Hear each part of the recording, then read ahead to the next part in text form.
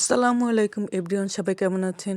আমিও ভালো আছি। আজকে দেখাবো আমার শাশুড়ি নিজের হাতে রান্না করেছেন ছোটো মাছ। ছোটো মাছটা প্রথমে করেছে হলুদের গুঁড়া, মরিচের গুঁড়া, লবণ দিয়ে ভালো করে মাখিয়ে গরম তেলের মধ্যে ছেড়ে দিয়েছে। তারপরে ভালো করে এক পাশ ভেজেছে। ভাজার পরে তারপরে আস্তে আস্তে করে উল্টিয়ে দিয়েছে। দেখেন কি সুন্দর করে লাল করে ভেজে নিয়েছে।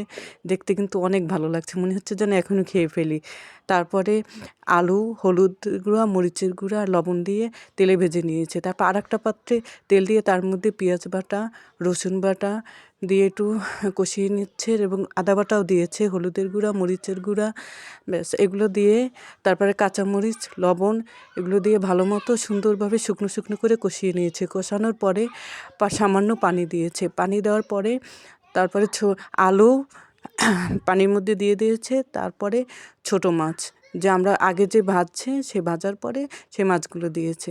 দেখেন দেখতে কত সুন্দর লাগছে। তারপরে কাঁচা টমেটো, পাকা টমেটো, এই কাঁচা টমেটোগুলো আমাদের গাছের ছিল, পাকা টমেটো ছিল বাজার থেকে আনা। তারপরে কিছু ধনিয়া পাতা দিয়েছে। ধনিয়া পাতা দেওয়ার পরে ঢাকনা দিয়েছে। ঢাকনা দেওয়ার পরে আবার ঢাকনাতে উঠিয়েছে।